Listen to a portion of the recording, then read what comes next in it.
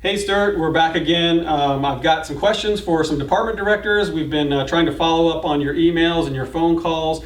I've written down some of your questions here and tried to make them concise so that I can go around to our different department directors who are best in know to answer some of these questions.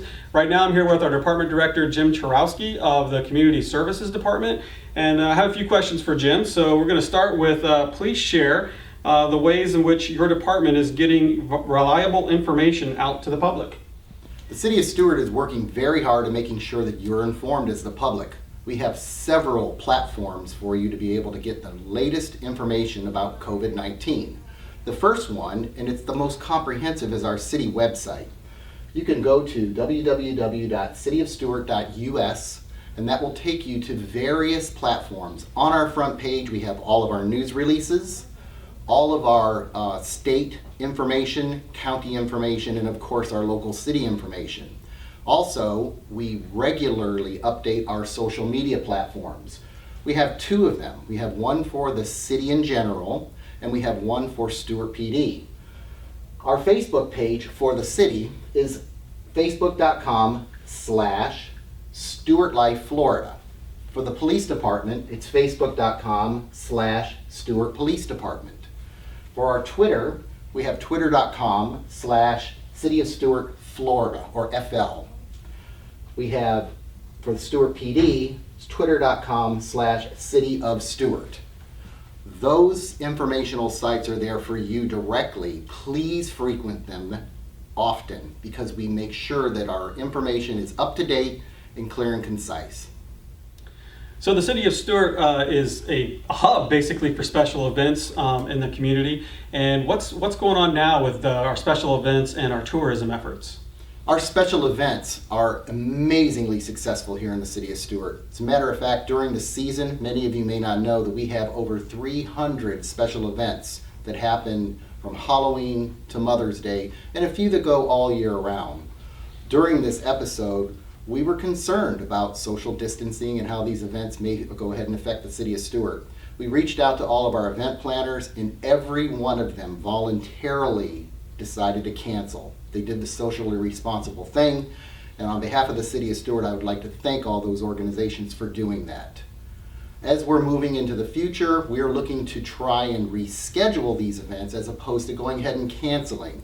This will allow us to expand our season, allow the not-for-profits to make up for any kind of revenues lost, and also let us celebrate together after we're through this episode.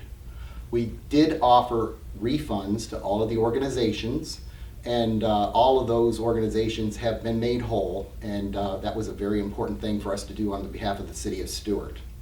Our athletic programs throughout the whole entire city have been canceled. Again, self-volunteered canceled. We didn't need to mandate any of these things.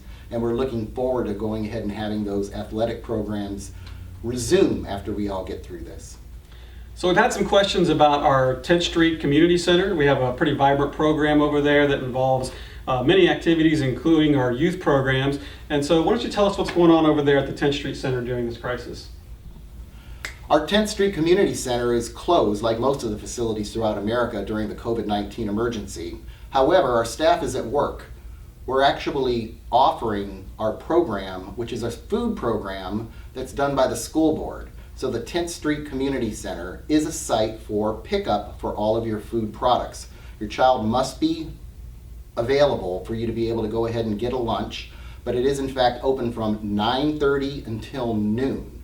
So we look forward to having you visit us over at the 10th Street Community Center, particularly if you're enrolled in J.D. Parker Elementary.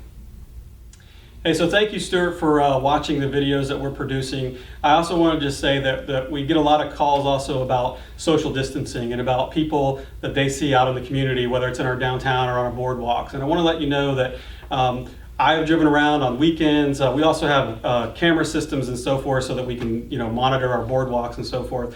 And I haven't seen a lot of out of compliance social distancing. You might see 2, maybe maximum 3 people together, but the distancing they have from one another and from other groups is large. And this past weekend, I was looking at our boardwalk, and there were maybe 5 people on the boardwalk all day that I saw at different times throughout Sunday. So it's not like there's large crowds out that we're monitoring or that we're seeing in our parks and on our boardwalks. And that's a good thing, that people are maintaining the social distancing while still getting some fresh air and being able to get some exercise in. So we don't want to eliminate people from being out in the community. We just ask that they maintain those social distancing protocols.